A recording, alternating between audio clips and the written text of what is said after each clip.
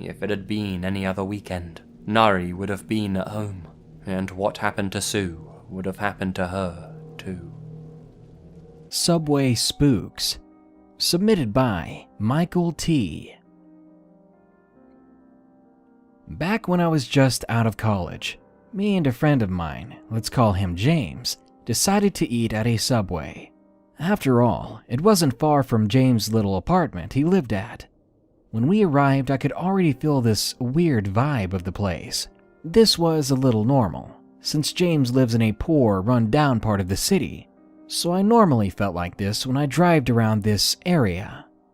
Well, we went inside the Subway and it was pretty normal. I ended up getting a tuna and James got a steak and cheese. And all of a sudden, this guy walks in. He was really pale and skinny and was wearing a dirty wife beater with ripped track pants. He was balding and looked to be around 40 or 50 years old. He came up to the man working behind the counter, then just stood there staring right at him, doing literally nothing, just staring. Me and James were a little freaked out about this, and we felt a little bad for the guy working behind the counter, but we tried to ignore him while we ate our sandwiches. It was none of our businesses at the time. Around 1 minute later, the men working the counter decided to try and get the man out, since the guy was obviously not there for an order. Besides, the place didn't have much of security, no guards or cameras, so someone this sketchy could have been a liability. The guy came around the side when the creepy man suddenly ran out of the store. I mean, he bolted. But as he ran out, he passed us, and he locked eyes with me. It gave me a very nervous feeling. I just wanted to blend in with the background and enjoy my sandwich. But there this weird guy was, making a scene and looking right at me as he ran past and exited the store.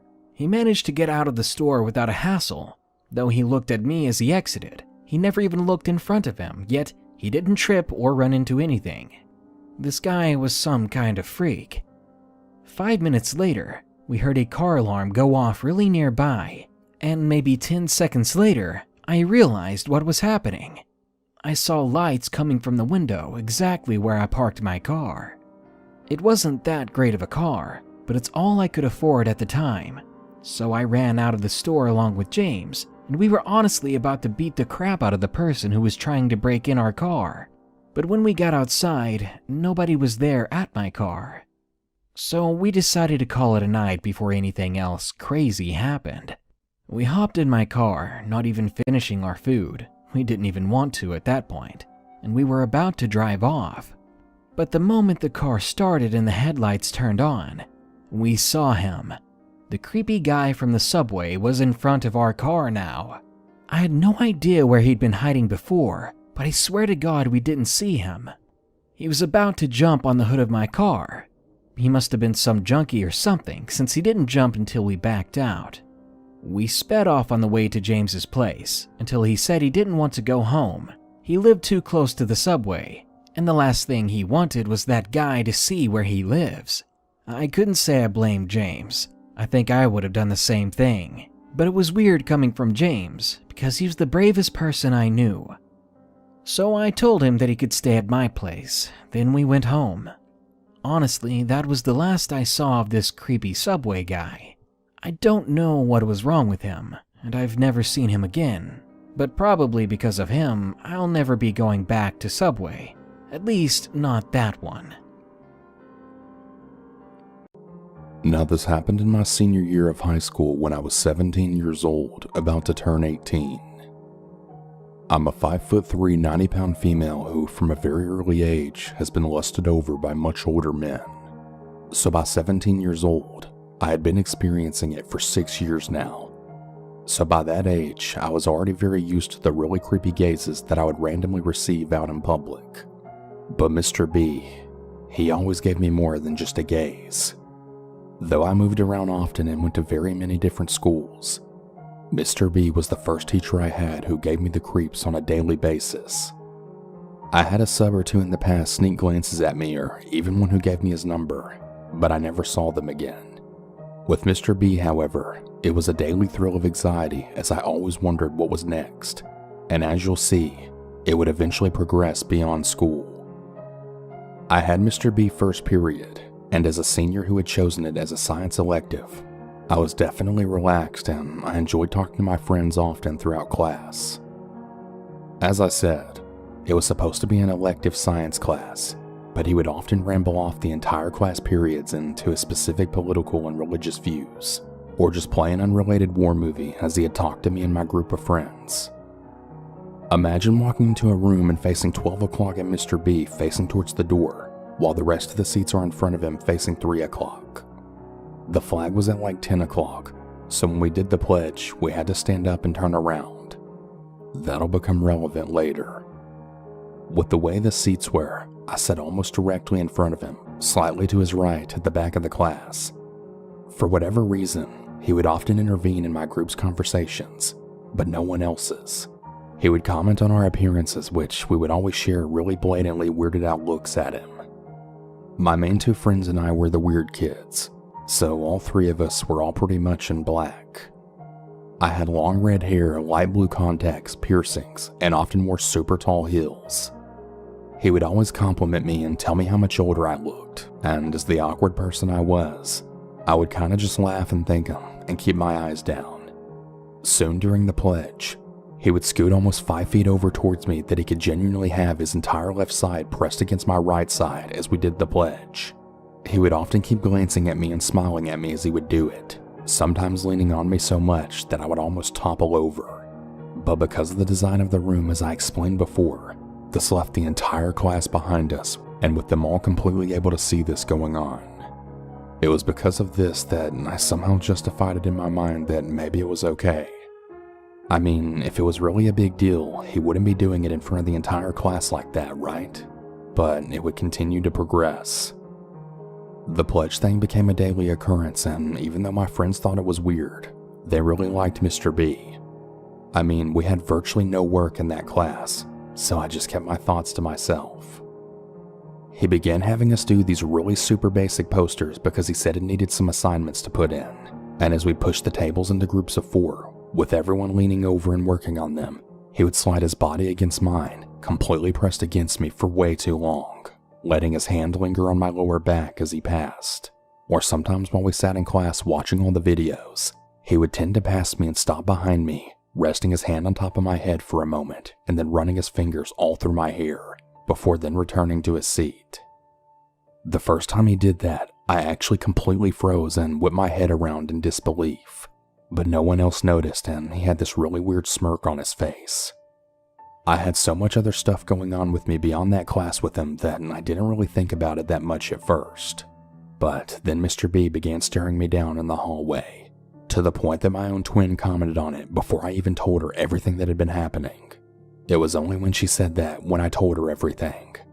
She agreed that what he was doing wasn't right and that she got bad vibes from him as soon as she saw the way he looked at me. But the looks in the hall or even the touching in class wouldn't have made me post this here. It's when I began seeing him more outside of school that he caught more of my attention. So I worked at a gas station by myself after school right down the road from the high school, and often until close, and I would also be there on the weekends. As I said, I talked to a few of my friends in the class, and I think this is how he found out so much about me. On the very same day that my job got brought up during class, Mr. B showed up at my gas station later that afternoon, filling up his pump. As the bell chimed when he strutted in the gas station, he smiled wickedly at me from over the counter and asked me a ton of questions. How I liked working there, if it was safe, if I got asked out a lot, etc. I frowned at the latter question, and I told him honestly that a lot of creepy men were constantly hitting on me. I unblinkingly stared at him for a moment, trying to get my point across, but he didn't notice. He was full on leaning over the counter with his elbows on the counter looking at me when one of my regulars then walked in. He immediately straightened and he told me he'd see me tomorrow. My regular approached with raised eyebrows in question as I just rolled my eyes as he asked, an admirer? I snort and reply flatly, no, he's my teacher, to which the guy makes a pained face and wags a finger at me as he says, you be good now. You don't want anyone losing a job for you. Before I can reply something snarky back, he walks out laughing. Mr. B began to frequent the gas station pretty much weekly, and he would stare at me shamelessly with that same smirk every time. He would ask me about college, where I was going, what I wanted to do, pretty normal questions. He would also brag to me about how much he loved playing guitar, and that sometime I should check out his band, and that it seemed like my type of music. And every time he came in, he would look to the left, then to the right, stare down at me, and then dramatically ask, "Do you know all the things that could happen to you alone in here?" I would assure him that I was safe and that I had a baseball bat and a panic button, to which he'd just shake his head and then say, "That wouldn't stop me if I really wanted someone." He would come so frequently that at one point during the weekend, one evening my stepmother was there, unbeknownst to him, and he then came in and said something like, "Do you know just how much trouble a girl like you could cause a grown man?" And then referencing the song playing on the radio, he added, "You make a grown man cry." To which my stepmother stepped out of the back and snapped, "Excuse me? What does my daughter do to grown men?" To which he paled and stumbled over his words, apologizing, and said that she misheard him, and without further explanation, he then left, giving me a look. My stepmother badgered me about it until I explained that he was one of my teachers, and she got a really serious look, then asking, "Really, Vic? Your teachers too?"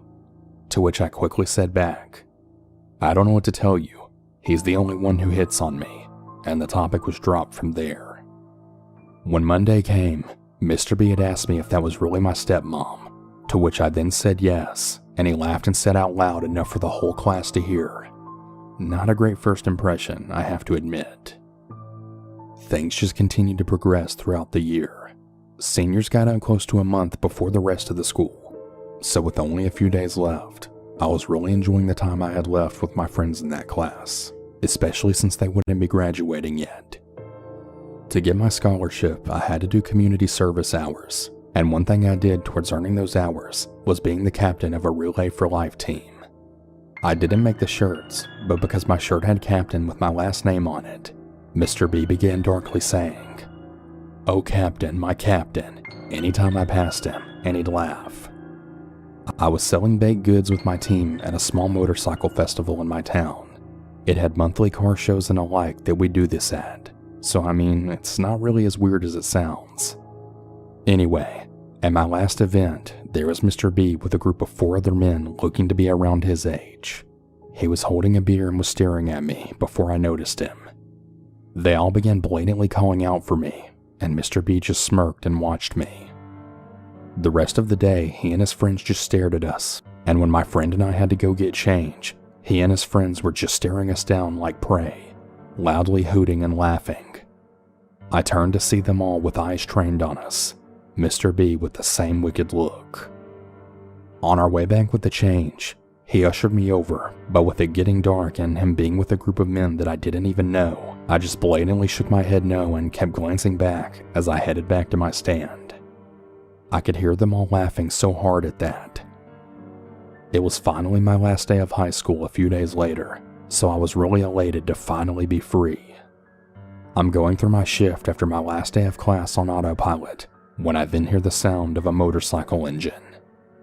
I had been restocking the shelves when I heard it. Now, I had a crush on one of my customers who rode a bike, so I immediately got excited thinking it was him. My face must have dropped dramatically as Mr. B then walked in, only feet away from me. "Jesus, Victoria. Just because I'm not your teacher anymore doesn't mean you should look so sad." I just shake my head embarrassedly, apologizing, hoping someone else will walk into the gas station to diffuse the awkwardness of this conversation. I try to scurry around him to get behind the counter, but he steps in my way and actually reaches towards my face, pulling on my head to try to make eye contact with him. I step backwards, almost falling into the shelving as I do. Mr. B instantly stumbles forward and practically knocks me over, pretending to catch his balance as he grips me and holds me to him. He holds me there for a moment as I push away, trying to get him off. Mr. B is easily almost a foot taller than me, and he then smiles down at me, then saying, "Not so tough without those killer heels on, huh, little girl?" It's when he asks that I can practically see unsurety of what to do next across his face. He pulls me back and studies me, and as cowardly as it sounds, I'm frozen in place, unable to pull away. He moves his hands from my wrist up to my shoulders and then lightly shaking me and whispering, "Really bad things will happen to a girl like you in a situation like this." And with that, he lightly pushes me back and I scurry back over to my counter. And after a really long silence of watching me, he laughs and leans over the counter again and finally orders $1.69 worth of gas onto a pump, even though he's not even pulled up to it. And as I hand him the receipt, he holds onto my hand, not letting go. He then says, "My first name is Ryan. If you ever want to message me on Facebook, we could listen to music and have some fun. And you," he says, looking me up and down, "be safe, Captain Red. You never know what can happen." He laughs again and actually squeezes my hand before walking out and revving up his bike. He looks at me through the glass door and actually has the audacity to blow me a kiss. He never got the gas. I was really afraid that wouldn't be the last of him, but it was. He came off and on during the summer before I left, but I worked the evenings and we were so busy we actually had 2 people working at a time, so he never said anything provocative ever again. Looking back, I really wish I would have said something, but so many people liked him, and as I said before, he would make it seem okay by doing it in front of the class. He only focused his attention on me in that class, and I don't know why. I wasn't even the best looking girl in the class. I haven't been back to that area since I moved for college a few years ago, and I really don't know if I'll ever go back because I met so many creepy people there. From what I've been told, he never went to that gas station again after I stopped working there. I know this doesn't sound that bad, but when it becomes something that I had to stress about every single day, and then seeing him randomly at work and elsewhere, it becomes unreal. So Mr. B, I really hope you never did that to anyone else. Please keep your hands to yourself, and seriously, I never ever want to see you again.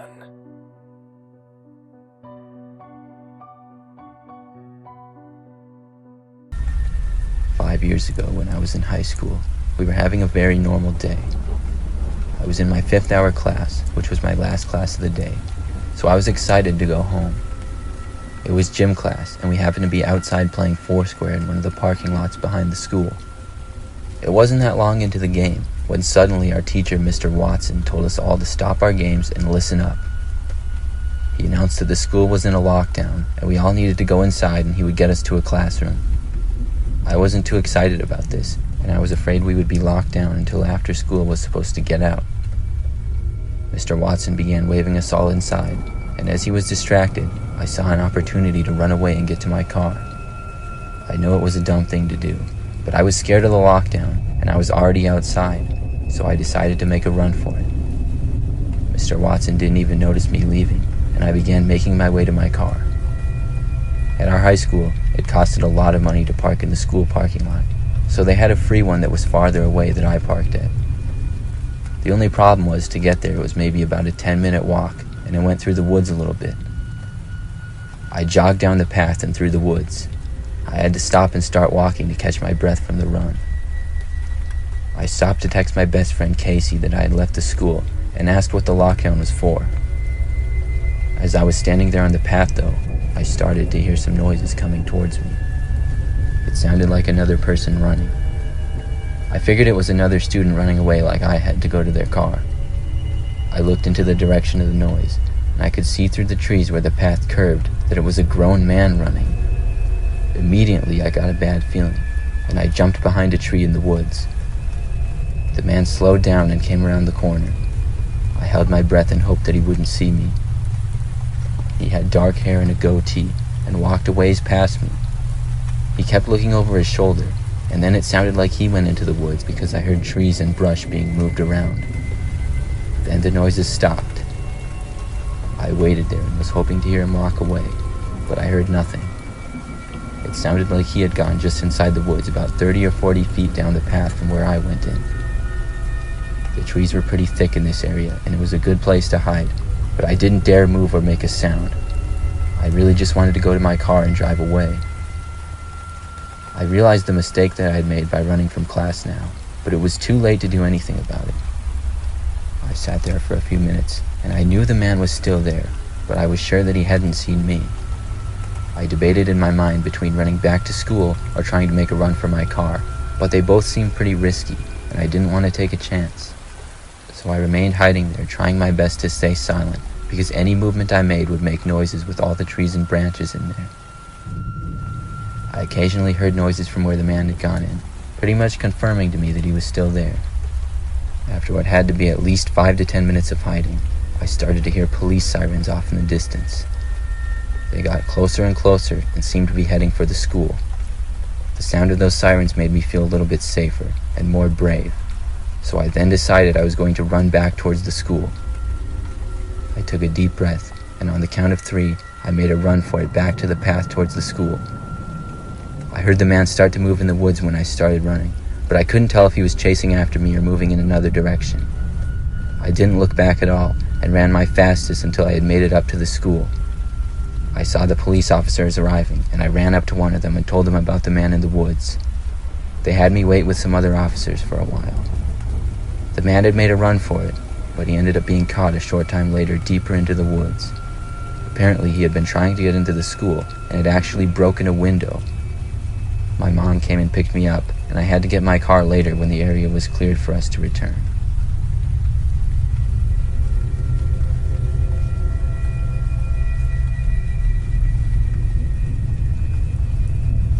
So I just moved to California about 4 months ago, and everything's been pretty much a dry run for the worst. My car got rear-ended, my living situation absolutely sucks, and I'm now more broke than I've ever been in my life. I've also had some pretty creepy experiences out here that have definitely forced me to be more on my guard. I come from a small town where you can walk the streets at 2 in the morning and arrive home in one piece. But I now live in a really large part of LA where you have to keep your eyes peeled 24/7. It also doesn't really help that I watch a lot of crime shows and have now become terrified to leave my apartment after these following events. The first happened to my rental car that I was given due to my car accident. I was a full-time DoorDash driver trying to make ends meet in an attempt to squirrel away some cash, as I knew I'd be relying on Lyft rides and would need basic things such as groceries when my time with the rental eventually ran out. My DoorDash shifts typically ran from early in the morning to late in the evening, as LA gas prices and the fancy grocery rates aren't going to pay for themselves. All of that along with my rent to my crazy roommate. Anyway, fast forward, and I dragged myself and my silver Sentra to a grocery store that wasn't too far away from my complex. The incident was short, simple, and very common. I was pulling into a space at the same time as another car. It was a larger tan SUV. At first, I didn't really get a good look at the people inside the vehicle, and without thinking of any circumstance, I pulled in. Now in hindsight, I probably should have submitted and just given the spot to them. However, it was a really long shift, I was tired, and the spot was really close to the groceries doors. It was dark outside after all, and I figured the shorter walk would be safer. Now, to this day, I can't tell you what possessed me to stay put. Normally I would have gotten out and just put my headphones in without thinking, but this time, something stopped me. I looked back and I noticed the car had parked diagonally behind me. I could easily look back from the driver's side window and see them, and they pulled in so their faces were towards me. There were 2 very oversized men in baseball caps, just looking at me. There was something in the stare that kept me locked solid in the vehicle. I locked all of my doors and kept looking back every so often. They kept their eyes glued on my every move. I felt a terrible feeling wash over me as I then put the car in reverse and exited the lot. Not much of a story, I know, but I really do wonder what the 2 large men would want with a 5'3" petite woman like myself. The worst part of the story is that I really believe I saw the same men in a different parking lot just a few days later. They were parked already and took no note of me, as I luckily sped off into the night. Fast forward 2 weeks, and I'm back at Enterprise. Well, it's the day I have to give the car back, and I'm dreading it. I should also mention that I really don't know anyone in the state of California, and I'm 2,000 miles away from my hometown. I knew that I'd be stranded at home from then on out until I found a car. Sitting at home without any weed can really be a major crisis in a time like this. The one lucky part of this story is there happens to be a dispensary about 3 minutes away from my complex. Well, I decided to take one for the team and walk there. I just head to toe, covering my skin. I also made sure to leave early so that there would be more people around. I even had a friend from home on the phone with me the entire time. Unfortunately for me though, this plan fell flat on its face. I walked 1 minute down the road to a gas station, and when I paused at the crosswalk, a dirty-looking man in a white truck made eye contact with me. His windows were rolled down, and he was paused at the stoplight. This is another time where I can be thankful for my intuition, as I just felt something wasn't right about that look in his eye. I stayed out until he drove out of sight, and then made my way, passing the crosswalk. I realized that the man had doubled back and followed me by truck. He made a U-turn and everything. His eyes were still attached to me as I ran back towards the busy gas station and through the busy crosswalk. To my amazement, he turned around yet again, just as I had. He passed me, but not before making that same eye contact with me again as he drove off. This time I stayed put and called for an Uber. Sometimes it's just more worth it to shell out the extra $6. Overall, the time here's been pretty rough, and I really wouldn't recommend moving to the state unless you have people you know here and a good place to live. Please stay safe out there.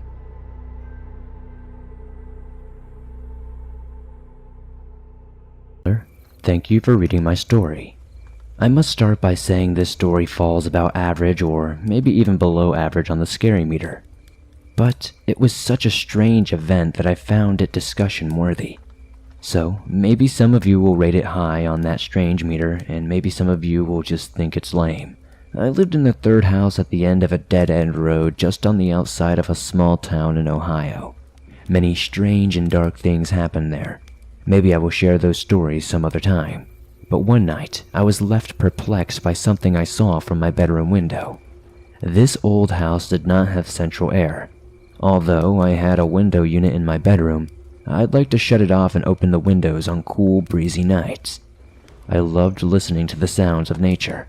Surrounding the dead-end road were many miles of woods where I would see coyotes, raccoons, possum, and deer. These were everyday sightings. There were many times throughout many nights where the woods would go silent. I think most of you know when the woods go silent, there is likely a predator of some kind nearby. One night I had my windows open. It's after midnight sometime, and I'm just browsing Pinterest on my phone when the woods go silent.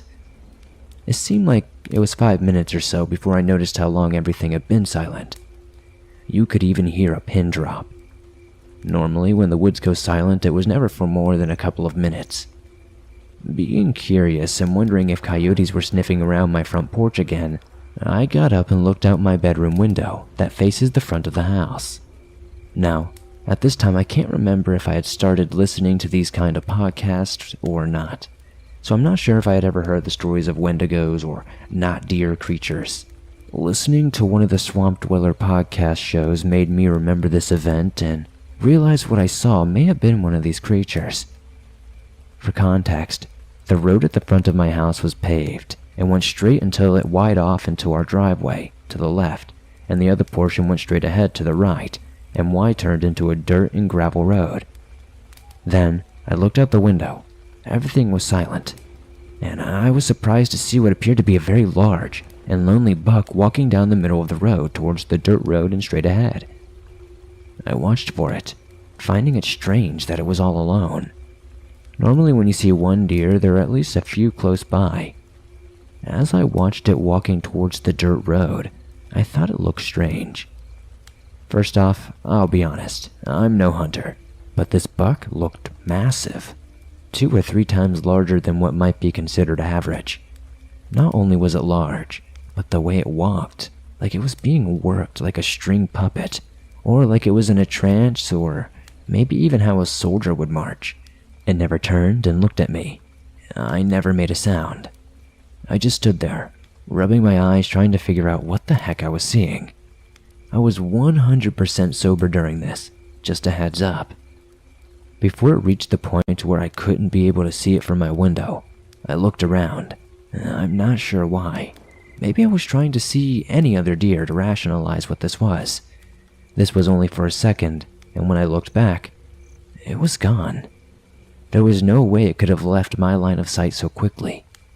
That's when I realized I never heard its footsteps. It never made a sound. Just the woods came back to life right then and there, and I almost jumped out of my skin from being so spooked. I just stood at my window, feeling bewildered. What the hell did I just see?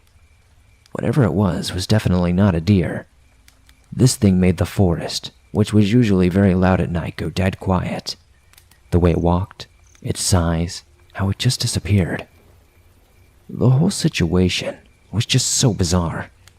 I thought about telling my roommate what I saw, but he was not a sensitive person and not a big believer in the unknown or the paranormal. Although a year or two later, when the house was being renovated, he started to believe. But hey, that's another story entirely. So there it is, my potential not deer sighting. Like I said, it's not the scariest story, but it's a head scratcher. Do any of you have a similar story? Can anyone tell me what they think I saw, or what they think the not deer was doing marching down the road just to disappear? I feel like if I had made a sound or engaged with it, the situation may have escalated. I was always under the impression that there might be a portal on the property for spirits or unknown things to come and go through. Is that what the not deer was doing? Just taking the portal back to hell for a dinner engagement with Satan?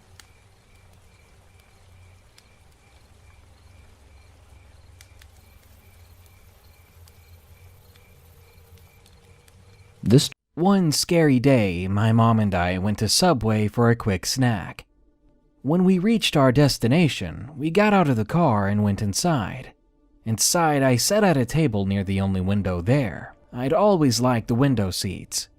My mom was ordering, and I was just watching like the little stalker I was. But as I watched my mother deal with the cashier, the situation seemed to get weird. I could hear them talking from where I was, when I suddenly heard the words sex and children. I was starting to get nervous, so I went up to the counter and rested my arm on my mom's head. I'm a lot taller than my mom. The cashier looks at me with an angered look and says, "Who the F are you?" I hadn't even said or done anything, and he's treating me like that. I'd gone to anger classes before, and I did pretty well. But even still, it took everything I had just to say, "I'm her son." Why? I wanted to say so much more to someone that rude. The cashier was wide-eyed. "He's your son?" My mother said yes.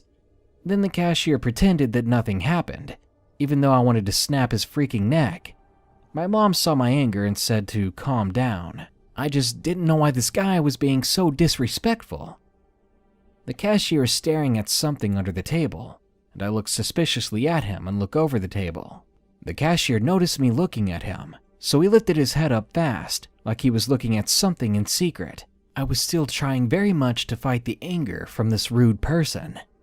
I don't know what he and my mom had been talking about, but he still had no reason to treat us like he did. Suddenly, and I still have no idea what set this guy off, maybe he was crazy, he pulls out a pistol that he had apparently taped under the counter, and he began to point it at the two of us. And when he did, I let anger take over me, and I jumped over the counter and began fighting with this guy. I felt like if I didn't, someone was going to get hurt, and I wasn't going to give up until that gun was out of his hand. Taking quick glances to check on my mother, she seemed extremely surprised, and she was still like a statue.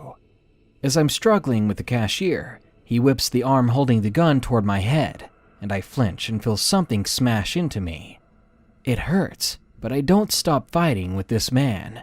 My mom at this point was running out of the store, and before I knew it, I feel another crushing thud against the back of my head, and then everything slowly got dark. I came to in a hospital bed. Confused, I got up. but at that moment, the only thing I felt was pain. I dropped myself back onto the bed. A doctor walked in and said that I had a concussion. He told me not to worry, that I'd be fine within about a month. All I have to say is that I'm glad I didn't get shot. We are, along with several others, pressing charges against this freak. Apparently, the guy just snapped, and no one knew he had been hiding a weapon in the store.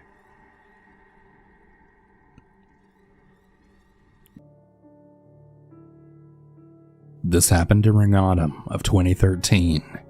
I was working as a delivery boy for a pizza place. I lived in southern Ontario, in a fairly modestly sized city. I was doing what was possibly the longest drive that I'd ever taken for a delivery. It was in the middle of a forested area, about 25 minutes away from the place I worked at. The place that I worked for is on the outskirts of the city, so it wasn't really unusual for us to get rural deliveries. When I finally pulled up to the address in question, it was an old, disheveled, dilapidated house, totally surrounded by forest. I called on my boss and I asked him twice just to make sure this is the correct address. I could tell he was in a crappy mood, so I didn't want to bother him any further. I just took a deep breath and then walked to the front door of the house. There was no doorbell, so I decided to knock loudly just to make sure that the residents heard me. No response. I waited for about a minute before knocking again, saying that I was the pizza guy. Still no response. As I began to turn around to get back to my car, I saw a pair of eyes from an open window, staring intently and directly at me. After about 5 seconds of that person staring at me so eerily, I just dropped the pizza and ran back to my car. The damn thing wouldn't turn on until I turned my keys for the third time. I didn't get too far away from the house when the car then began jolting. Then an awful screeching sound started, forcing me to stop the car. When I got out and looked at my tires, my blood froze. Just what I had feared. All 4 of the tires were slashed. I thought to myself, who the fuck did this? I mean, I saw that person in the window while I was at the front door. I then went back to my car and called the emergency services. I explained my situation to them to the best of my ability. The operator then told me that the police would be there in about half an hour. I then asked her if it would be best to stay in the car or run away. She said that it would probably be best to stay in my car. I waited anxiously for the police to arrive while I was still on the line with the operator. What happened next utterly broke me, and I truly hope that nobody else ever has to experience this level of fear. While I was examining my surroundings, I looked in the overhead mirror and I saw that same person before that was in the open window, right in the middle of the road behind my car. I could tell now that it was a man, eyes open even wider than before. Then I could ever so slightly see a demented smile then spread across his face. I just swung open the door and fled into the woods, not giving a second crap about me and my life. I ran until I was nearly out of breath, then hid behind a log and some shrubs. I waited for what felt like an hour until I finally heard a siren wailing in the distance. I gathered all the stamina I had left and ran back to my car. By the time I got back, police were inspecting my car. I ran to them shouting for help like a lunatic. I fell to the ground and then coughed from running so much. 2 officers then picked me up and questioned me. I told them the situation, and they sent most of the officers in the house, but one stayed with me for company. Eventually, the officers came out with a knife, obviously the one used to slash my tires. One officer said that it was probably some sick, insane couple who did this, given that I saw the man. Unfortunately, they were never found, and that still really pains me to this day. I obviously quit my job right after that, and I began working in a department store in the city. But I'll never forget the look on that man's face when he stared at my car in the pitch black darkness.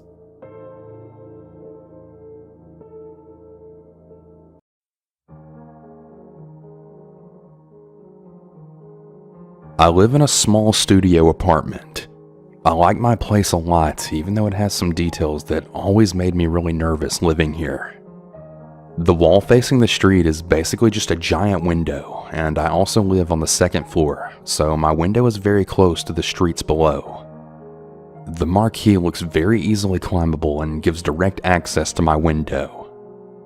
Even though that makes me a little uncomfortable, nothing really ever happened, and it just stopped bothering me a couple of months after I moved in. That is, until last week. Last Monday, I woke up at around 2 a.m. to go get some water to drink. Since the kitchen is right next to the side of my front door, I could hear something coming from the corridor as I filled up a cup. It wasn't coming from another apartment or from the streets. The noise had that very specific reverberation from an empty corridor. I approached the door and could make out that the sound was actually some kind of trap beat playing on repeat.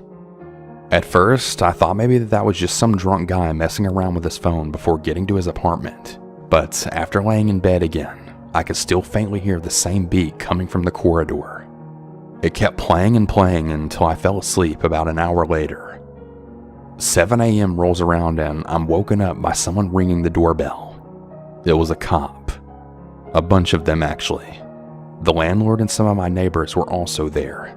Even with the place really crowded, it was really hard to miss the trail of blood that went from the corridor window to the far end of the wall. The cop said that someone was leaving for work early in the morning when they came across the blood smears and then immediately called the police. He questioned me and the neighbors. The place was scrubbed and we went on with our lives, but I couldn't stop thinking about it. Every single day I always come home and walk over where the blood was, and I always wonder what the heck happened in the corridor that night. Now, I was a little bit uncomfortable living here before, but now I'm definitely really spooked out. I wonder if I'll ever figure out what happened.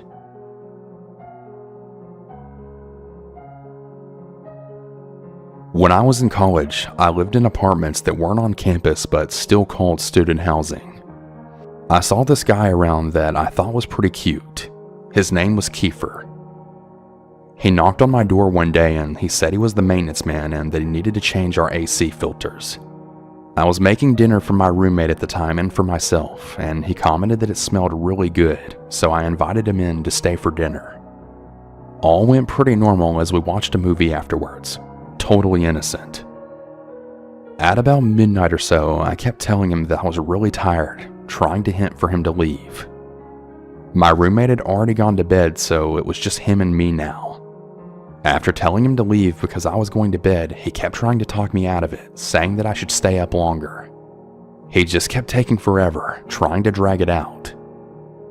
When he was putting on his shoes, he then started crying that he had a cramp in both of his calves. He told me that he couldn't walk upstairs and that he didn't know what to do. I really wanted to go knock on his door to have his roommate come and get him, but I'm in a wheelchair and I couldn't go upstairs. We had an extra bedroom in our apartment that only had a bed in it and nothing else. He continued asking if he could sleep in the room and I kept telling him no. We argued for like 10 minutes about allowing him to sleep in the extra bedroom. I was so freaking exhausted, I just went ahead and decided to let him. I locked my roommate's door and my door so that he at least couldn't come into our rooms. When I woke up the next morning, luckily he was gone and nothing was stolen. I honestly should have reported it to the apartment complex, but I wasn't really thinking. A couple of days later, I heard someone knock on my bedroom window in the middle of the night, and I totally flipped out about it. It ended up being Kiefer, but obviously I didn't let him in. Then the next night, my roommate and I were in the living room, and then he came and knocked on our door.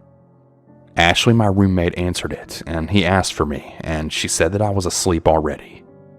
His response? No, I know she's not asleep. I looked inside y'all's window, so I know she's awake. Yeah, Kiefer was definitely a creep. Submitted by Orion.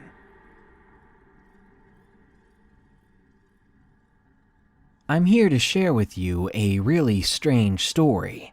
This is not my own experience, it's my friend's story. And let's call him James. James has been working at a Subway for a year, and he really hates his job, but it pays pretty good. Well, on February 11th of 2016, he almost quit, because he was just having a regular day until this one customer comes in. It's a big guy, very rough looking. He welcomes the guy, saying that he'd be with him in a moment because he had to finish up another order. Eventually, they get to his order, and James rings him up at the register. Once everything is done, he hands the guy his sandwich bag. But the guy doesn't move. He doesn't try to take the sandwich. He tries to get the man's attention. Maybe he just zoned out for a second. But the guy completely stops. He doesn't blink. He's just staring straight ahead into nothingness. James was wondering what happened, because it looked like the guy glitched, as if he was an android that stopped working. James even clapped his hands in front of the man to see if he would blink, but he didn't. He didn't react to anything. Freaking out, James runs to his manager to see what needed to be done. Maybe this guy had a health condition. Maybe they needed to call an ambulance. For all James knew, he was having a strange seizure or something. But as he and the manager approach the front of the store, the man isn't there, and the sandwich bag is still on the counter. The manager is annoyed, thinking that James made this up to freak him out. But James is serious, so he talks the manager into showing him the tapes to prove his point about how weird this guy was. They go together since the store was closed to check the security footage. And get this, the guy never shows up on the tapes. James was dumbfounded when he saw it, because there was James making the sandwich for no one. Now, my friend may be a stoner every other weekend when he can, but he's definitely never been known to hallucinate. He still doesn't know what happened that day. In high school, when I was a junior, I took a psychology class. It was my second period of the day. I liked the class, and one of the best things about it was that we were able to take open book tests. The teacher was really chill and let us work together on stuff, including the tests. We also had an option to take the tests in study rooms, which I always did, because it was much more quiet and I just felt more comfortable in there. I was the only person in the class who did this though, because you needed a pass and the study rooms were all the way in the basement of the school. I guess most students just found that a hassle and would rather work with each other as well. Anyways, one particular Friday, when we had a test to take, I did the usual thing, which was to get the test from the teacher and then go down to the study room. It took me about 5 minutes to get down there. There wasn't a whole lot at all on that level of the school. Pretty much just the study rooms and then a couple of storage rooms and some old classrooms that weren't used. I got into one of the rooms and turned on the light. The rooms had carpet floors with a table and a few chairs in each one. They also had a little window for looking out into the hallway. I began the test and searched through my psychology book for the answers. I remember I had just reached question 15 when I suddenly heard over the intercom that we were entering a lockdown. I got a little nervous, but I told myself it was probably nothing. I turned the lights off like we were instructed to, but I didn't see a lock on the door. Our school was kind of old and these study rooms were sort of outdated. I went under the desk and decided to play some games on my phone to pass the time. Several minutes went by without anything happening. Then I heard some footsteps coming down the hallway. I got really nervous knowing the footsteps likely belonged to someone that wasn't supposed to be in the school. I turned my phone off and I got really quiet. The footsteps went down towards the door of my study room. As I hid under the table, I slowly turned my head to look towards the window, and just as I did, I saw a man walk past it. All I could tell is that he was wearing a hooded sweatshirt, really. He walked past without looking in the window, but it still scared me a lot. Then I heard the door open in the room across the hall from mine, and then it shut. He must have gone in it, and at that point, I was seriously considering making a run for it. I was relatively fast, but I didn't know who this guy was. I was trying to psych myself up into running when I heard the door open once again and then shut. I buried my face into the ground and held my breath. I didn't really hear any footsteps though, so I lifted my head slightly to listen. I didn't know whether he had walked away or if he was just standing there. This made it much more risky for me to try to run away, so I decided to stay put for the time. Several minutes went by and I got more and more nervous. I decided once again I was going to try to run back upstairs, and this time I was going to actually do it. I didn't bother getting my backpack or anything, besides just my phone, wallet, and keys. I slowly crawled up the carpet to the door and then stood up, careful not to make a sound. I then placed my hands on the doorknob. The second it started to turn, I heard it creak and it sounded extremely loud. At that moment, I knew there was no turning back. I quickly left the room and then headed down the hallways. Once I saw it was clear, I started sprinting towards the stairs, which were about 50 feet away. As I was running, I looked down one hallway to my right while passing by and saw the man walking out of a room about 20 feet down the hallway. I ran even faster the rest of the ways and didn't look back. I sprinted up the stairs all the way back to my classroom. Once I got there, I pounded on the door yelling that it was me, and after about 10 seconds, I was let in. I told the teacher what had happened, and she alerted the principal. Police were able to get into the basement and locate the man, who was later found hiding in the same study room I had been in. Apparently, the man had broken into the school and beat up one of the teachers, then ran off. They had been searching the school, but hadn't made it to the basement yet. Every time I went near the basement of the school for the rest of my high school career, I would think about that day. This happened when I was in college. It was a warm Sunday evening in June, and my friend Joanne and I decided to go for a walk. We had seen a play on campus the night before, Saturday, and a friend of ours named Lee was supposed to be attending the performance that night on Sunday. Since we had already seen the production, we knew what time it was ending and we hoped to surprise Lee. But we waited and he never came out. It turned out that something had came up and he had not gone to the show after all. Disappointed, we started back home. We walked up this hill from the theater, and as we turned around the corner, we noticed a college-aged white guy in a white t-shirt and blue jeans leaning against a tree. It definitely looked suspicious because this was 10:30 at night. As we passed by that guy in the tree, the guy started following us. We sort of tensed up, not really sure what to do. Since it was summer, the college was hosting a cheerleading camp for high school girls. A large group of cheerleaders was coming back from some event and they were not very far ahead of us. I suggested to Joanne that we follow those girls to the dorm they were staying in, wait there for a few minutes until this guy left, and then we could head on back to our dorm. We stayed at the cheerleaders' dorm until we were sure the guy must be gone.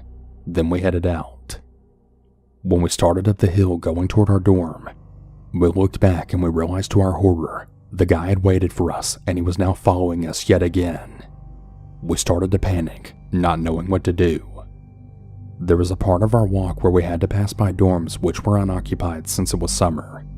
If he was still following us at that point, there would be no one who could hear us or see us, and who knows what he would have done to us then. We had no choice though. We had to go by that deserted area in order to get back to our dorm. It was at that point that I remembered a TV show that I'd seen on Friday just 2 days before, where a police officer shared what to do if you're ever being followed. He said that what the perpetrator is counting on is the element of surprise. So if you're being followed, you should then turn around so you're directly facing them, plant your feet firmly, and just stare hard at them. It lets the person know that you're very aware of them and that you're standing your ground. And that's exactly what I did. I spun around, crossed my arms with my feet firmly planted, and stared hard at the guy. Amazingly, it actually worked. The guy stopped, not knowing what to do, then gradually backed off, finally turning around and then leaving. I stayed where I was until he was finally out of sight. Then Joanne and I ran as fast as we could until we were finally safely back in our dorm. We didn't go for any late night walks after that. I thank God that I had seen that program 2 days before. It really saved us from God knows what.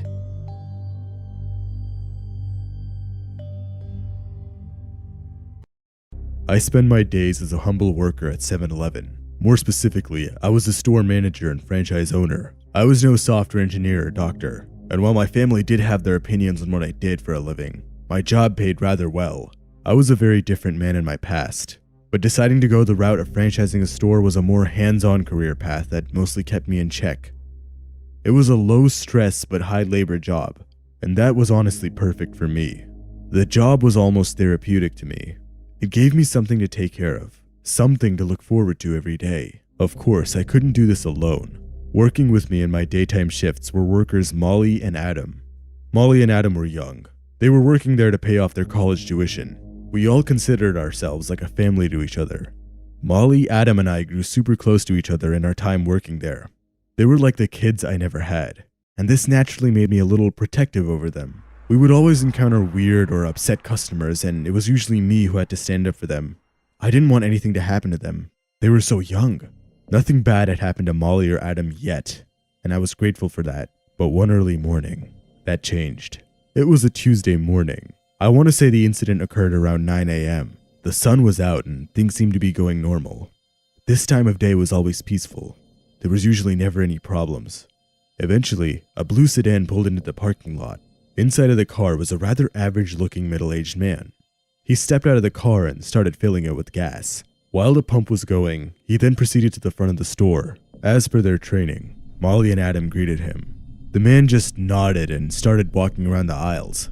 He then looped back around the store, approached Molly, and started flirting with her. Molly was visibly uncomfortable, and while I wanted to go to the back of the store and do my inventory logging, I couldn't do this, not with the man hitting on Molly like that. Adam, however, told me that he could handle the man if he started acting any weirder, and naturally, I trusted him. I reluctantly stepped in the back room and started counting down and logging all the items that were there. While I was doing this, however, I kept looking back towards the man to see what he was doing. It seemed like the man was looking back at me as well. This was odd for a number of reasons. Customers aren't supposed to be this close to the back of the store, and he kept awkwardly peering in through the utility room. To make things worse, every time I looked back, the man started to try and act busy. It was like he was trying to pass time or look natural for some reason. I stepped out of the room and asked the man if I could help him. He seemed to awkwardly and rudely shun me off and keep pacing around the store pretending like he was looking for something. For some reason, I decided to ignore all these red flags and continue my work in the back. Eventually, while Molly was passing by the back room, she whispered to me that the man was making her very uncomfortable. I told her that once I finished with the shelf I was working on, I would quickly go outside and help her. I essentially told her to hang in there and wait behind Adam. It was super confusing what the man even wanted. He seemed to have stopped flirting with Molly completely and was instead focused on trying to peer through the back door for some reason. As annoying as this was, I just wanted to get through my work. I had one last crate of granola bars to log down and I didn't want this weird man to stop that. But that's when I heard a commotion coming from the main room. "Excuse me, sir, you're not allowed to be back there. What are you trying to pull off?" "Call the police, Adam," I heard Molly exclaim right after that. I quickly ran out of the storage room to see what was happening and saw the commotion. The man in the blue car was trying to pull something off. I saw Molly in shock and fear in the corner, and Adam with his fists up standing right in front of her. "Hey, what do you think you're doing?" I asked the man. Whoa, what kind of place is this? What's even back there? What are you guys hiding?" "Get out of here, the sign clearly says employees only." "You expect me to just sit here and let you get away with this? No way in hell." We were all in complete shock. Adam tried to calm the man down, however. "Sir, we don't need to get violent, okay? You can just calm down and we don't have to— I don't want to hear another word from you psychos." The man snapped back at Adam. Molly started to cry. She was ready to dart out the store. The man then started reaching for his pocket. We had no idea what he was going to pull out. I tackled the man in the back of the shop and screamed at Adam and Molly to just head away and call the police. A few more minutes of us rustling in the utility room occurred. I managed to headlock the man, but he just kept hitting me off. After a few more minutes of us rustling and fighting in the back, the cops eventually got there. But sadly, they couldn't find him on the scene. We got the man's face on security camera, and his car was still at the pumps. We had both his face and his license plate on camera. Despite all this, the police just left. They couldn't find any sign of him, and they assumed that he just ran out through one of the other back doors. As the cops left, I made sure to dump the man's body right next to the first. As I mentioned before, I was a different man in my past.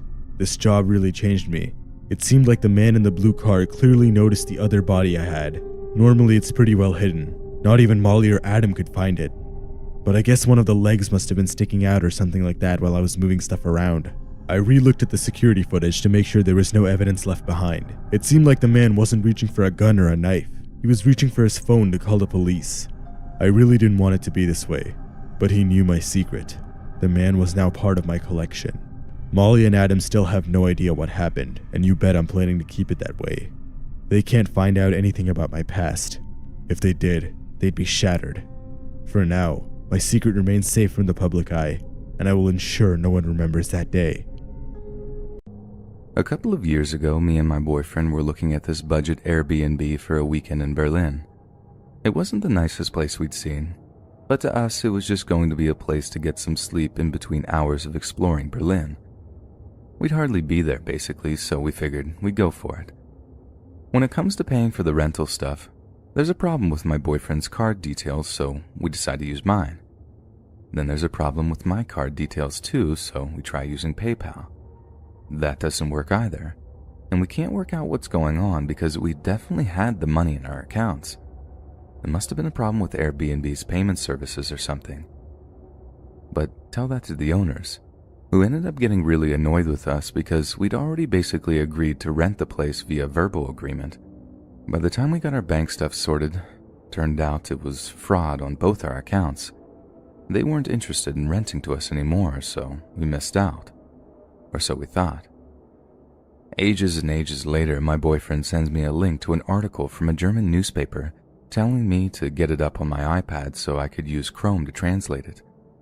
But before I actually used the translate feature, I scrolled through the whole article like, why did he send this to me for? And lo and behold, there's a picture of the Airbnb we wanted to rent.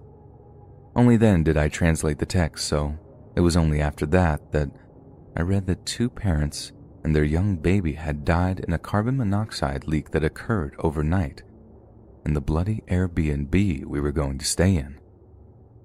I'm not religious or anything, never have been, but I kinda get what people are talking about now when they mention guardian angels or whatever.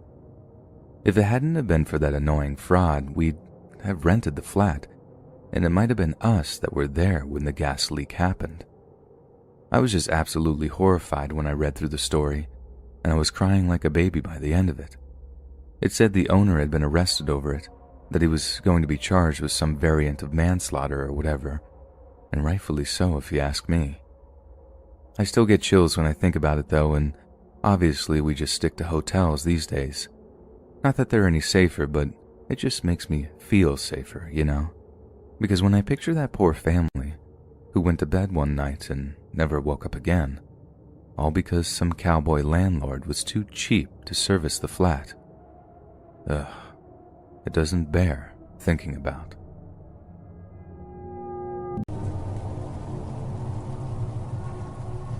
When I was a senior in high school, during my last spring semester, I had taken all of the classes that I needed to take, and I had an extra hour during the day that I could use to just study.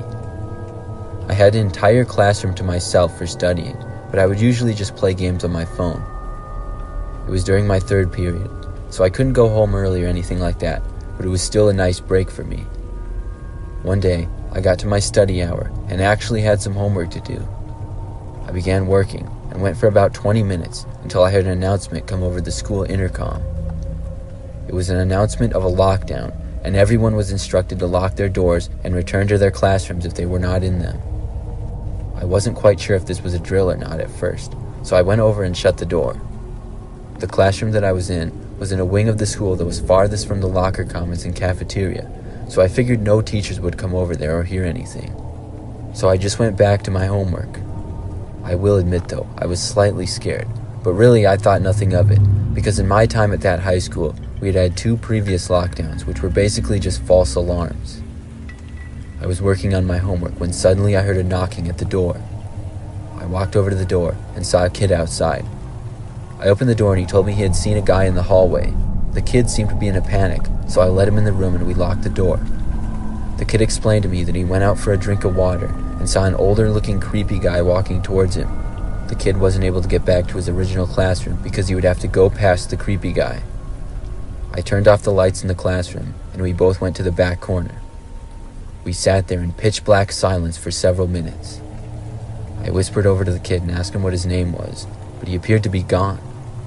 Then there was another knocking at the door to the classroom. I was pretty scared at this point, but I slowly got up and walked over to the door.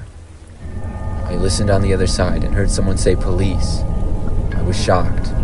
I opened up the door to see several officers. One of them pulled me out of the room immediately. I was as confused as can be, but then I saw them go into the room and a short time later come out with the kid that I had let in. They led him away and they told me that he had been the reason for the lockdown. As it turns out, he was a former student who had graduated 2 years earlier. He had gone to the school and had made several threats against the school, but was seen by a staff member shortly after entering. It really creeped me out knowing I had been alone in a classroom with him.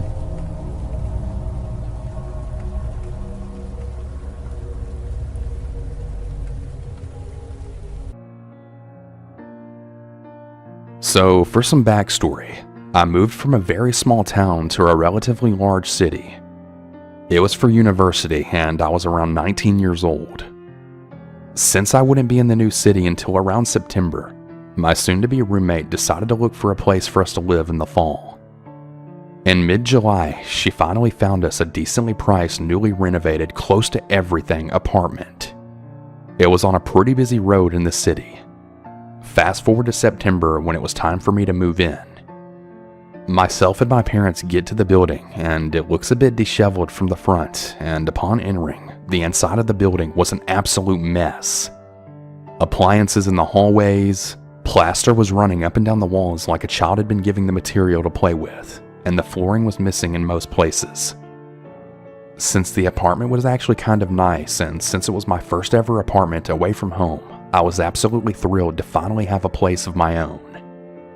Now, this apartment housed many students, as well as the landlord and the superintendent, so it seemed like a relatively safe place to live, right? Wrong. My roommate had the door buzzer hooked up to her phone so that when someone rang, her phone would ring and she had the option to let them in or not. About a week after school had started, I was home since I didn't really have class until later in the day, and my roommate was at work. She texted me to let me know that someone had tried to buzz into the apartment, and when she answered, all she heard on the other end was an unfamiliar voice practically screaming, Let me in! Let me in right now! Luckily, my roommate had the sense enough not to let them into the building. About 10 minutes later, someone comes banging right on my door. Without saying anything, they just continued knocking for what felt like hours, although it was probably only about 20 minutes in reality. I stayed in my room the entire time with the door closed because I was absolutely so afraid of who might be standing outside my door.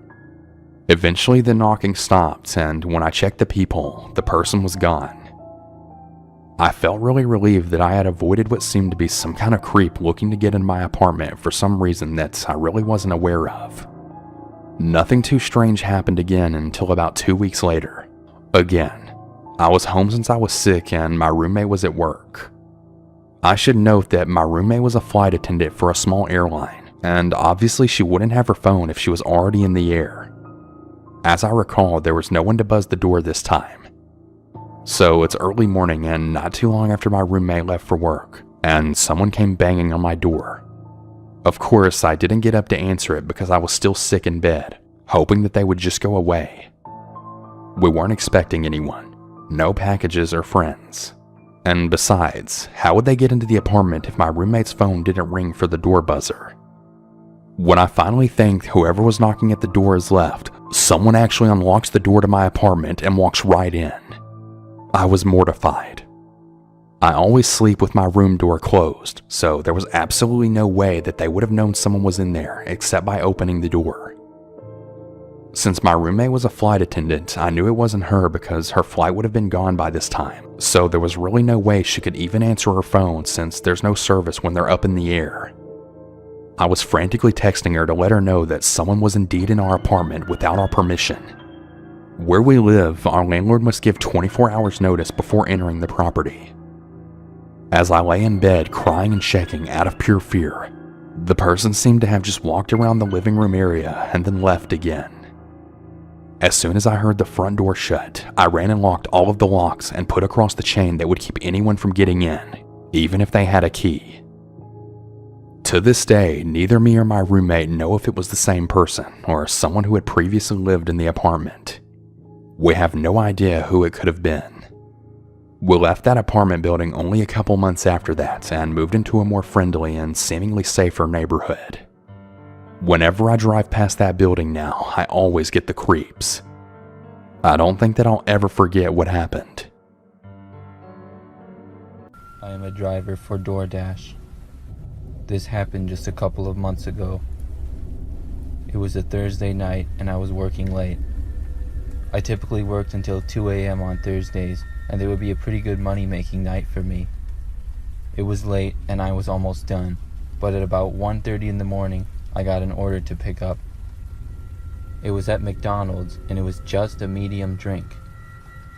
It seemed a little weird to me that somebody would have just a drink from McDonald's delivered, but I wasn't going to question it. I went to McDonald's and picked it up. Then I drove to the destination. It wasn't that far, between 5 and 10 minutes away, but when I got into the neighborhood, I could see that it wasn't the best area. The houses looked very run down and old, and the grass in most yards was very long. I turned onto a dead-end road and finally reached the address. It was at the end of the dead end, and I could barely see the house because of how dark it was, combined with how many trees they had in the yard. There was a woods surrounding the house, and no street lights or house lights. I slowly stopped my car and got out. I looked around. It was very quiet. I walked to the end of the driveway of the house and looked down it. It was skinny, but fairly long. It had pine needles and sticks all over it, and looked like it didn't get much use. I looked down and saw the house, and then I began walking. I got about 10 feet down the driveway, and then I heard the branches in a tree next to me start to move. Immediately when I heard the sound, I knew it couldn't have been an animal and had to be a human. Without even thinking, I placed the drink on the ground, turned around, and ran back to my car. As I was running, I heard movement behind me, but I didn't stop to look. I ran all the way back to my car and got inside. When I did, I immediately started my engine, and the lights to my car came on.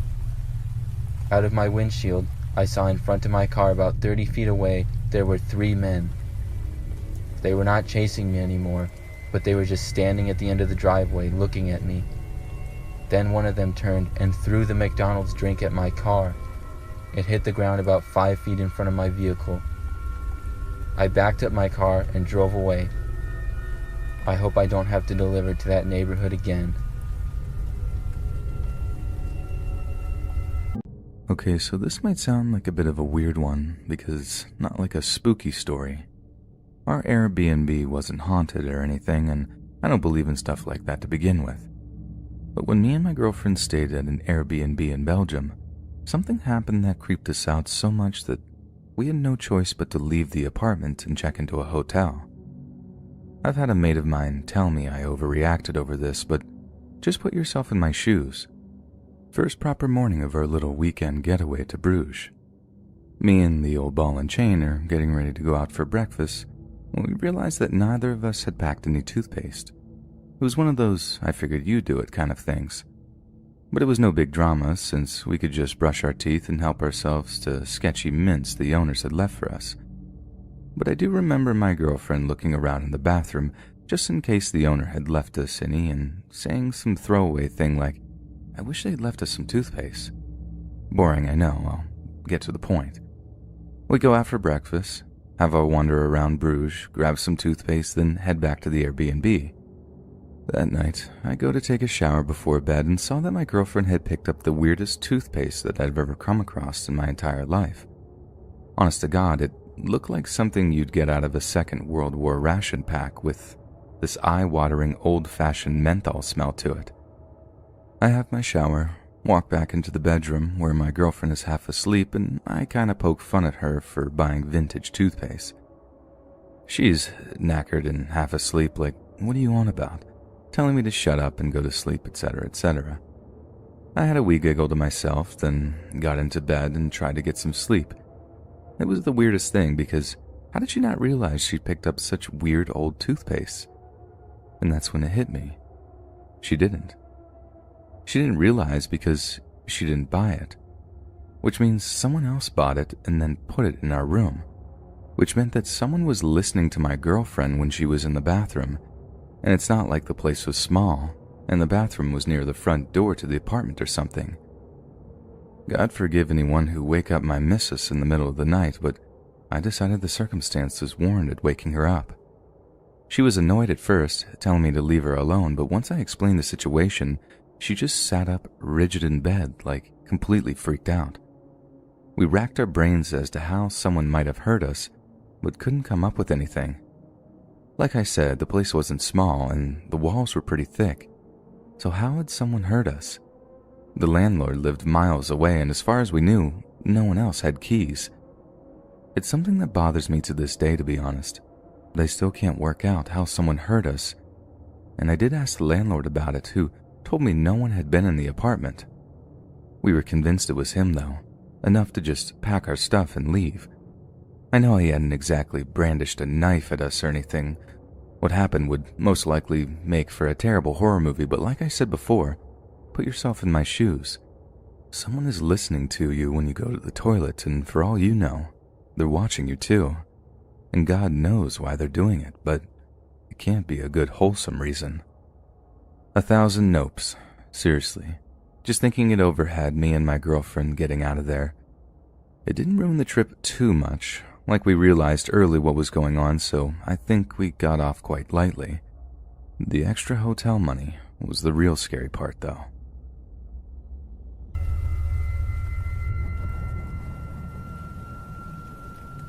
A couple of years back, I worked as a Postmates delivery driver on the weekends. I lived in a city at the time, so I could ride my bike to make the deliveries. I liked it because I could get more exercise. One night, on a nice Friday night in the summer, I was working for a few hours. I remember it was sunny and warm. At about 8 p.m., I got a delivery for an order of a sub-restaurant. I rode my bike and picked it up, and then I rode to the address. When I arrived at the address, it was an apartment building on the edge of the city next to a park. I got off my bike and walked up to the front door. After a couple of minutes went by and nobody came, I texted the man and said I was there. A few seconds later, I got a response. He asked if I could bring it up to his room on the second floor, and he said he would buzz me in. I didn't mind at all, and I said that I would. The man let me in, and I walked up the stairs to the second floor and to the room he told me. I knocked on the door. The man opened it and smiled. He seemed very friendly. He said thank you to me and mentioned that he would give me a nice tip. Then I heard a woman's voice say thank you as well, coming from inside the room. I said no problem, and I left. Then I walked back down and outside of the apartment to my bike and continued with my deliveries for the evening. About 2 hours later, I got another delivery near the same area, and my route took me past that same park. But as I rode past the apartment building, I noticed an ambulance and several police cars outside of it. I was going to ignore it and ride past when I caught a glimpse of the man that I had delivered to. He was being led into a cop car. I had to stop my bike quick and ask what happened. I didn't get much information, but I did hear that a man had nearly killed a woman. Later, when I went home, I found out that the very same man I had delivered to was with a woman that night that he met for the first time, and he tried to force himself on the woman, and she resisted. That started a struggle between them, and the woman ended up breaking her arm and being knocked unconscious. The man was arrested, and the woman was taken to the hospital. It's crazy to me that I delivered to them, and they both seemed so happy just a few hours before.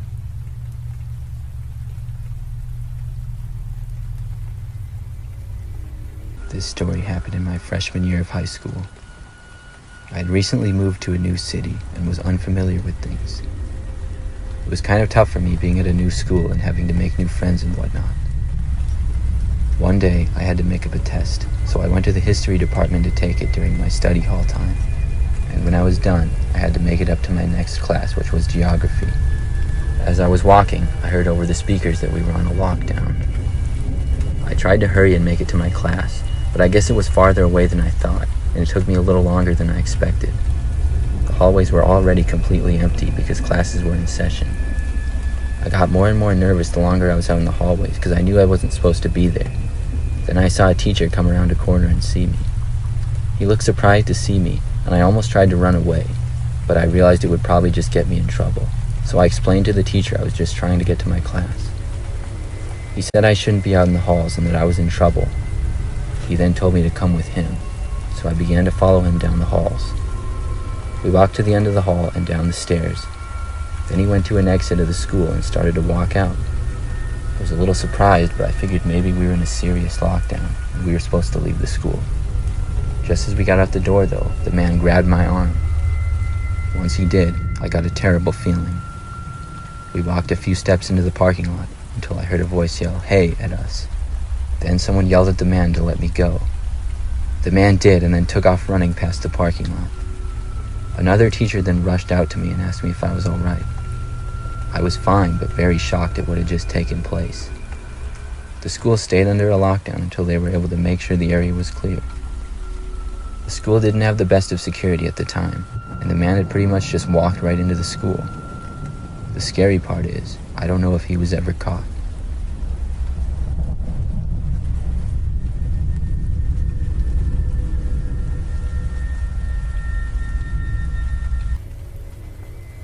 When I was a senior in high school, I worked as a pizza delivery boy. It was a pretty good paying job with tips, and I enjoyed it a lot.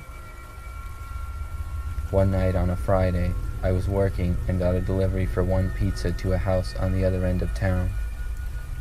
I made the drive to the house, which took about 10 minutes, and then I arrived. I stepped out of the car and started to walk up to the house. It was a small and average-looking house, kind of old, nothing eye-catching. I walked to the front door, but when I got there, I noticed a post-it note stuck to the door that said to use the back. I walked around to the back door of the house, which was located in the center of the house in front of a small fenced backyard with a little patio on it. I was about to knock on the door when I saw another post-it note. It said, "Please bring pizza inside." Now this made me a little bit uncomfortable, but I decided to go in anyways. I could hear music playing from inside the house. When I opened the door, I saw what appeared to be a kitchen. It was pretty empty though. There was no food or plates out, but on the kitchen table near the door, there was a Bluetooth speaker that was playing music. I started to place the pizza box on the table, and I saw yet another sticky note posted there. It said, "Bring pizza downstairs and I will give you your tip." I looked to the end of the kitchen and saw an open doorway with a staircase leading to a very dark basement. This is where I had to draw the line in my head. I decided I would have to skip the tip on this one, and I was not going to go down the stairs. I left the pizza on the table and started to walk away to leave. But then, the music on the speaker stopped playing, and a deep man's voice started speaking on it and said, "Stop." Then it said, "Why don't you come downstairs?" I wasn't going to stay there any longer, and I quickly opened the door and left. When I did, I could hear the deep man's voice laughing. I ran back to my car and drove all the way back to the restaurant. A few weeks later, when I was working, I got a delivery, and when I started driving, I noticed it was the address of that creepy house again. I really did not want to go back there, but it was my job, and I didn't want to tell my boss I was scared, so I continued driving. Once I arrived, I took a good look at the house. I could see a note was on the door again. I sat in my car for a good minute, hyping myself up to go back to the house. I finally got out and started walking straight to the back, but when I noticed the front door, the sticky note said something different on it this time. I walked up to the front door and looked closer. The note said, "Come in the front door this time," and then it had a smiling, winking face on it. I just dropped the pizza on the front step and knocked on the door 2 times and then left. I hurried back to my car, got in, and drove back to the restaurant again.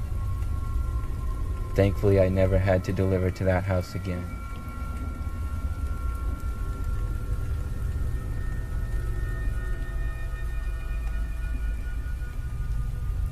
This story is told from the perspective of a male.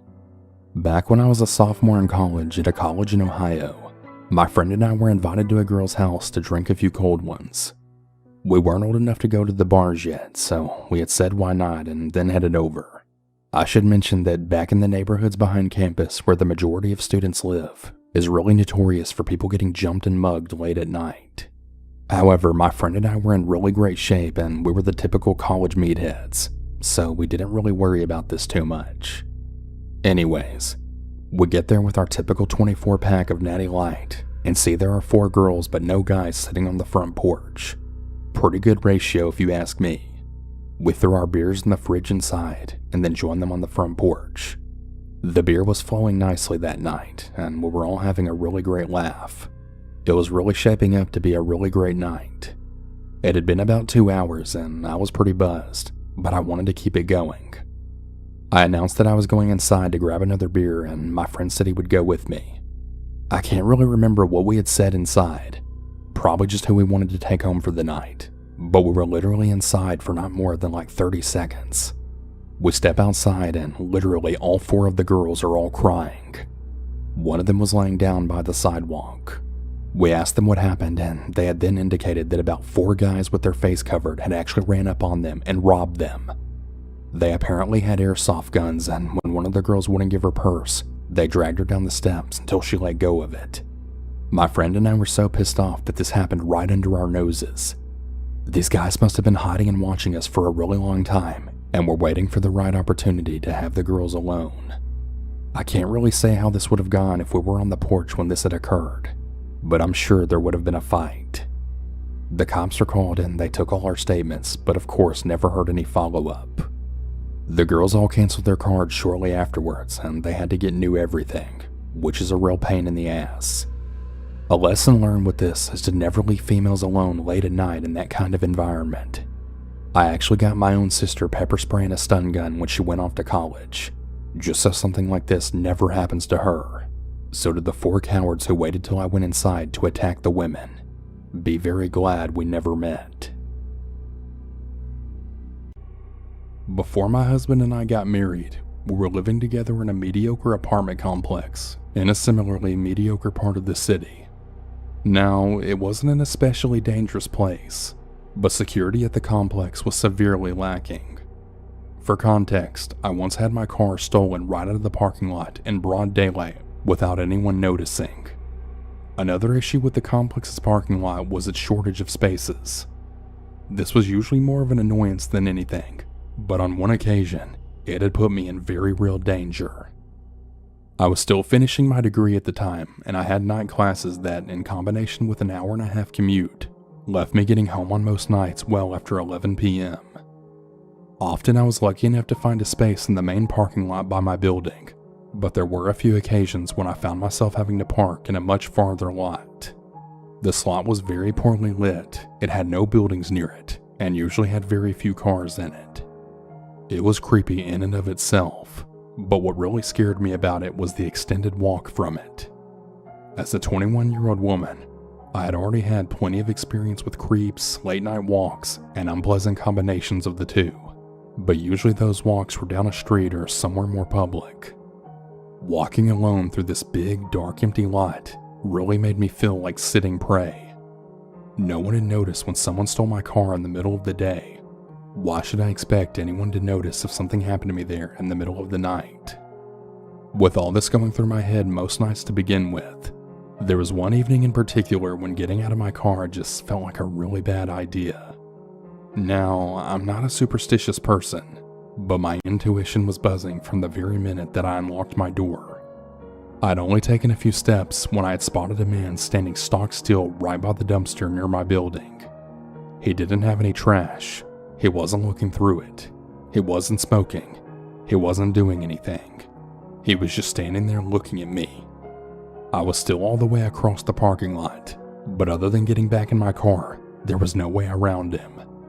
The dumpster was squarely in the middle of the 2 entrances to my building, so no matter which way I went, I'd have to walk directly toward him. My keys were already between my fingers, but I wasn't feeling very confident about whether this would help or not. I'm not a strong person, and I'm also only about 5'3". More than anything, I felt silly for being so afraid, but I knew in my gut something was wrong. This man had appeared out of nowhere. I'd driven past the dumpster on my way into the lot, and he hadn't been there. Also, I knew what everyone in my building had looked like, and there's absolutely no way that he would have had time to get there from another building between when I passed the dumpster and when I parked. As I got closer, it became increasingly obvious that I wasn't imagining the man staring at me, especially because as I got closer, he turned his body so that he was always facing me, kind of like a sunflower, just rotating in place, always watching me. Then came the moment when I had to pass him to get to the door. I felt really silly doing it, but I turned around and walked half backwards as I got close to passing him. I left a really wide space between us as I drew near by walking in the grass instead of on the sidewalk, but I still didn't want to turn my back on him. Eventually, though, I had to, and the second I did, I heard footsteps. Not just footsteps, but running footsteps. They were coming toward me, and really fast. So I ran too. I sprinted to the building, ran up the steps to the door, entered the pen as quickly as I could, and then hoped to hell that he wouldn't be able to follow me. I didn't stop running until I got to my apartment door, 3 flights of stairs later. My neighbors were probably pissed about the noise, but I was terrified. The second I got in the door, I told my then fiance everything that happened between panic breaths, and he immediately called security. While he did, I went to go peek through the balcony window to see if I could spot the man. I couldn't. He was nowhere to be seen. When security finally arrived, they reported the same. No one was around. I still have no idea what the man was doing there before I got there or where he came from, and I've moved across town since then. But to that really creepy guy from my apartment parking lot, I really hope to never encounter you ever again.